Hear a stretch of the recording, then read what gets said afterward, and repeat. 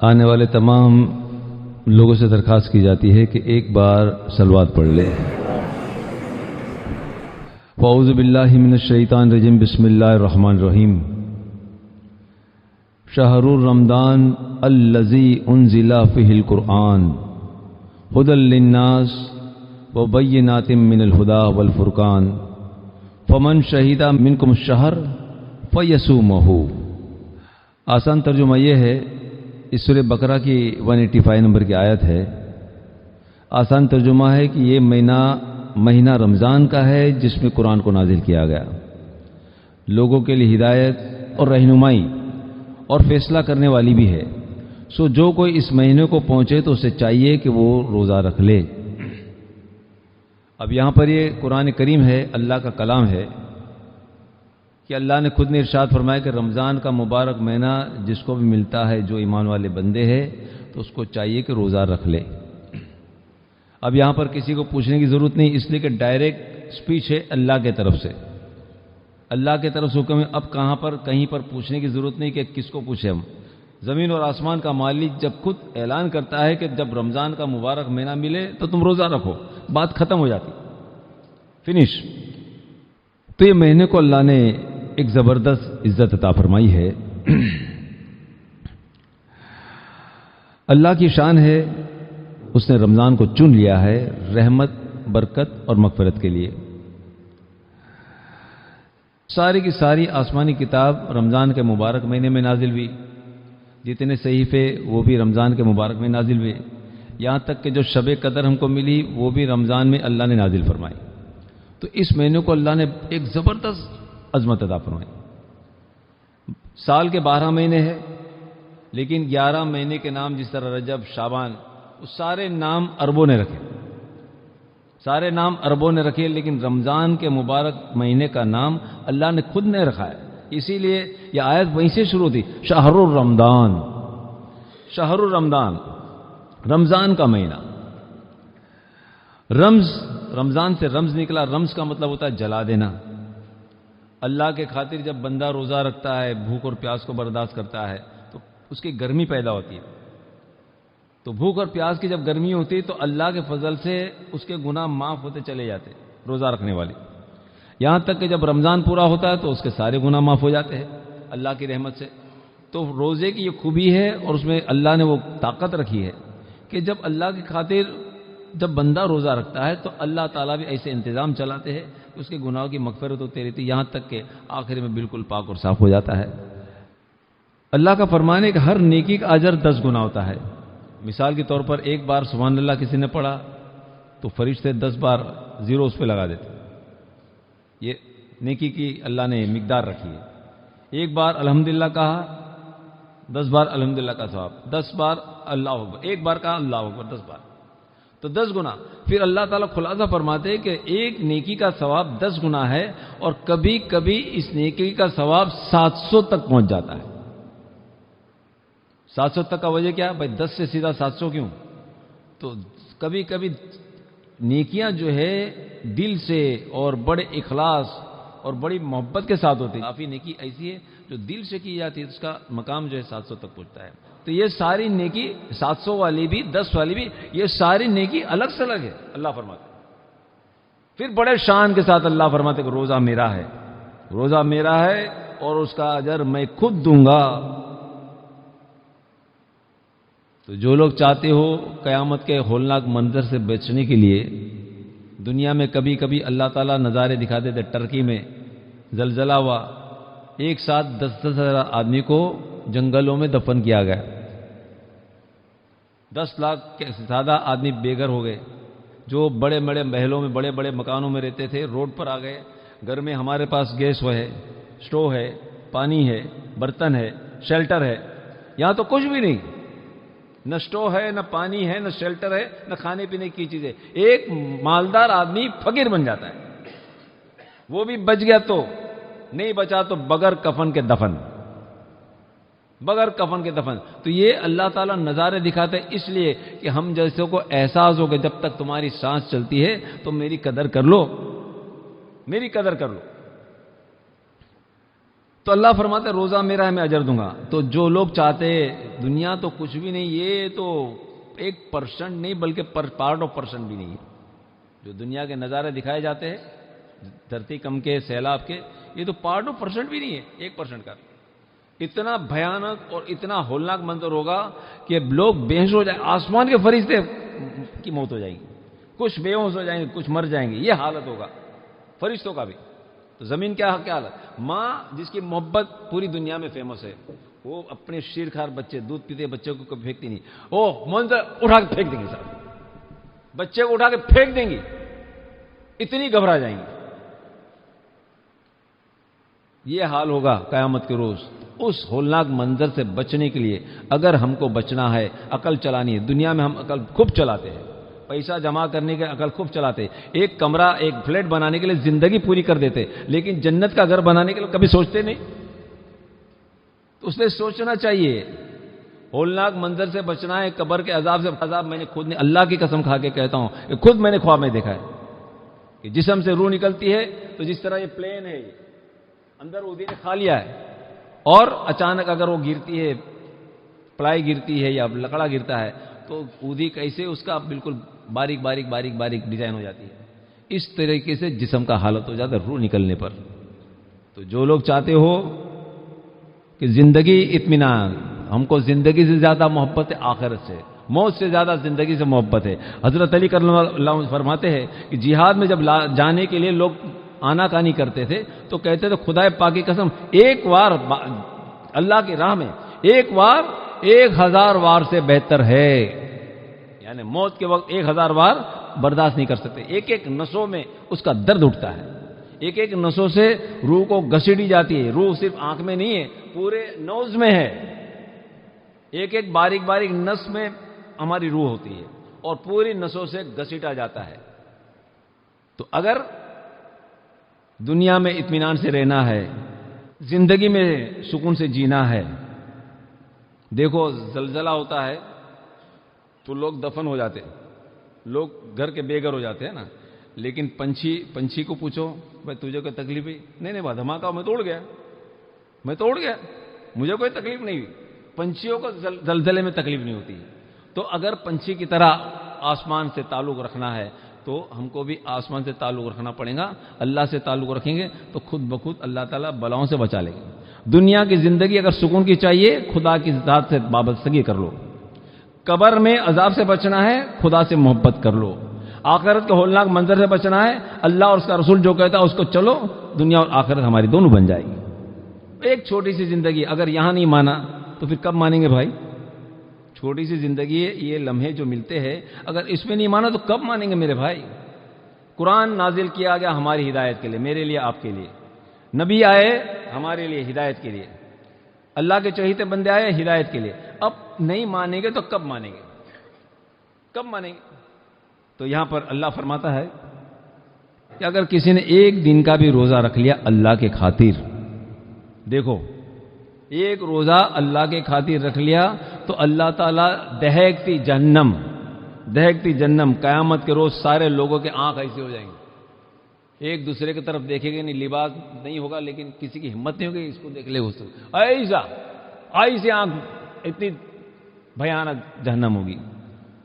تو اگر ایک روزہ اگر کسی نے رکھ لیا اللہ کے خاطر، کبھی کبھی کیا ہوتا ہے کہ میرا وزن بڑھ گیا ہے، 150 کلو ہو گیا تو میں اپنا وزن کم کرنے کے لیے روزہ رکھ رہا ہوں۔ میرا کولیسٹرول بڑھ گیا ہے، میں کولیسٹرول کم کرنے کے لیے روزہ رکھ رہا ہوں۔ ہاں، میری طبیعت صحیح نہیں ہے تو ذرا سلیم ہونے کے لیے میں روزہ رکھ رہا ہوں۔ ارے بھائی یہ تو خود بخود ہونے والا ہے۔ نیت ہو اللہ میں تیرے لیے روزہ رکھتا ہوں تو اس کو قبول فرما۔ اب اللہ کے لیے روزہ رکھیں گے تو بدن کا جو بوجھ ہے وہ بھی اتر جائے گا اور گناہ کا بوجھ بھی اتر جائے گا۔ صرف بدن کا بوجھ نہیں اتر، گناہ کا بوجھ بھی اتر جائے گا، سب صحیح ہو جائے گا۔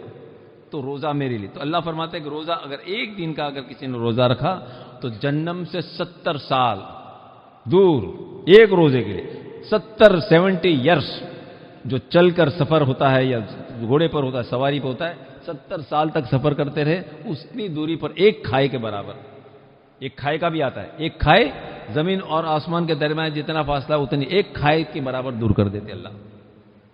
ایک روزہ اگر نفل رکھا تو رمضان کا اگر روزہ رکھا تو بتاؤ اللہ تعالیٰ کتنی نعمت دے دیں گے، اور ویسے پورے مہینے کا روزہ رکھا تو کتنا دور ہو گیا۔ تو قیامت کے روز بچنا ہے تو یہ ساری چیزوں کا طرف دھیان کرنا چاہیے موت کے پہلے پہلے۔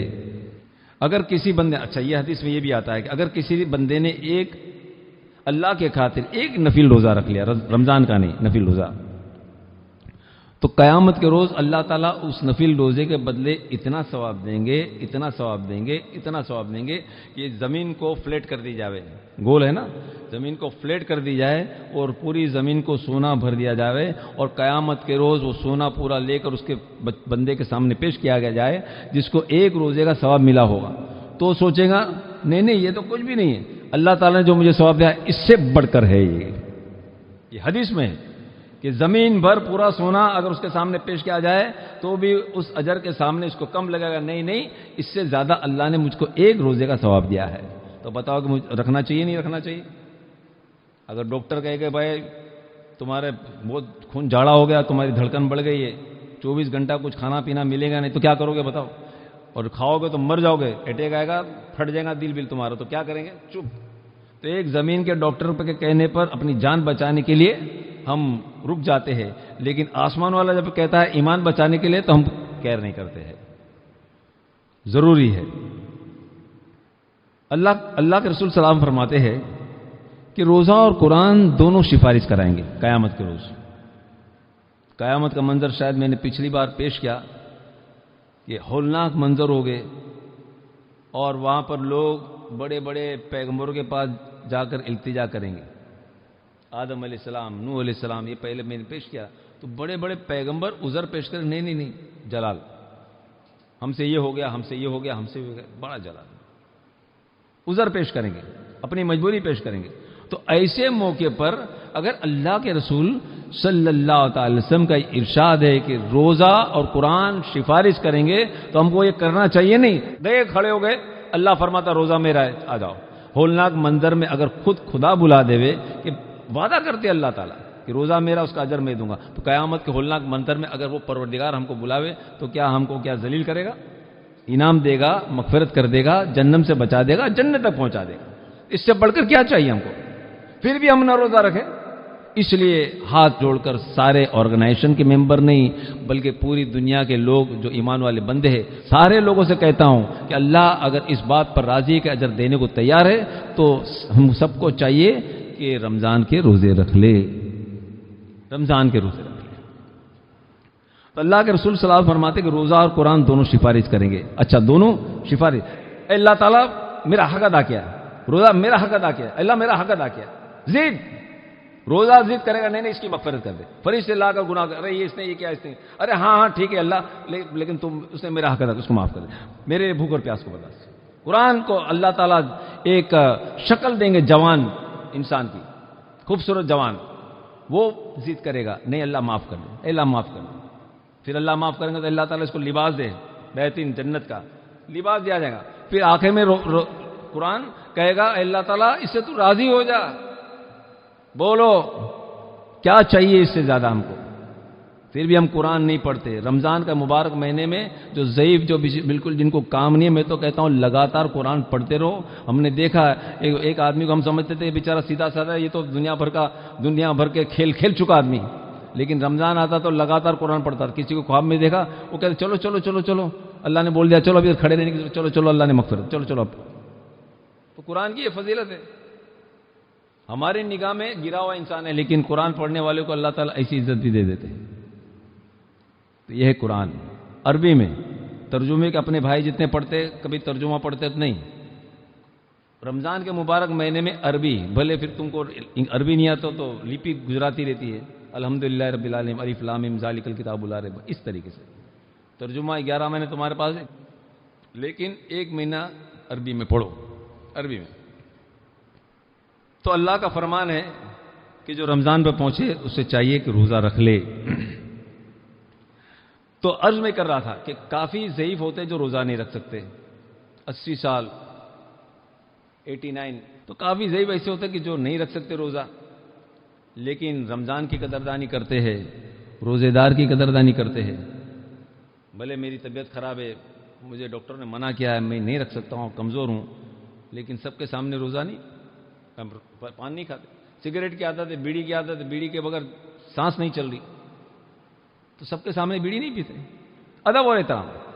حسن بصری رحمۃ اللہ علیہ کے زمانے میں ایک تھا یہودی اہل کتاب، دیکھو ادب سے کبھی کبھی اللہ تعالیٰ رحم کر دیتے، اہل کتاب۔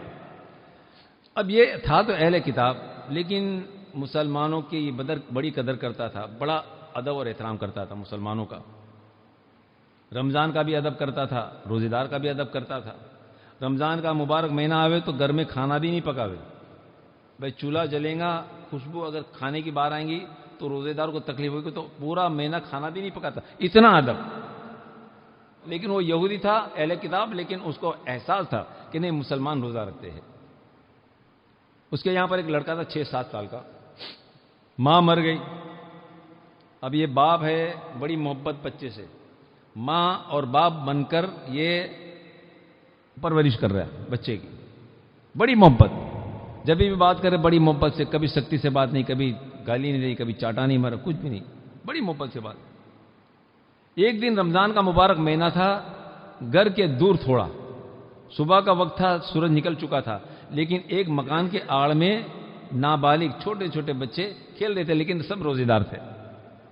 بچوں کی عادت ہوتی ہے صبح صبح کھیلتے، شام کو پیاس لگی تو پھر پریشان ہو جاتے، لیکن بچے تو بچے ہوتے، تو صبح بچے سب کھیل رہے تھے۔ اب یہ یہودی کا بچہ بھی وہاں ساتھ میں کھیل رہا تھا، مسلمان کے بچے روزے سے، یہودی کا بچہ روزے سے نہیں تھا۔ اب وہ باپ نکلا ہے جیسے باہر گھر سے، اور دور دیکھا کہ وہاں دور بچوں کے ساتھ میرا بچہ بھی کھیل رہا ہے، ٹھیک ہے، اب دور سے دیکھ رہا ہے، اچانک اس نے دیکھا کہ اس کے بچے نے جیب میں ہاتھ ڈالا، ایک کھجور نکالی، کھجور کو توڑی، گٹلی کو پھینکا اور منہ میں ڈال دیا، اور روزے دار بچوں کے سامنے۔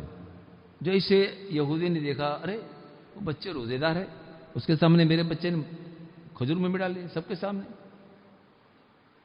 چلو ٹھیک ہے، میرے بچے نے روزہ نہیں رکھا، لیکن انہوں نے تو روزہ رکھا ہے، دل پہ جھٹکا لگ گیا کہ میرے بچے نے کیا کر ڈالا۔ قدموں میں تیز پیدا ہو گئی، جلدی جلدی چلنے لگا کہ میں میرے بچے کو روک دوں۔ تھوڑے قدم چلا تو پھر اس نے ایک کھجور نکالی، توڑا، گٹلی نیچے پھینکی اور منہ میں ڈال دیا۔ اب دماغ گرم ہو گیا باپ کا کہ میرا بچہ کیا کر رہا ہے یہ۔ پھر جب آگے بڑھا اور جب قریب پہنچ گیا تو پھر تیسری اس نے کھجور نکالی ہوگی اور اس نے گٹلی پھینکی اور جیسا منہ میں ڈالا تو اس تو وہاں تک باپ پہنچ گیا، وہاں پر ایک زور سے چاٹا لگایا، زندگی میں کبھی چاٹا نہیں لگایا تھا، ایک زور سے چاٹا لگایا اور منہ میں جو کھجور تھی وہ بھی ہاتھ منہ انگلی ڈال کے نکال لی۔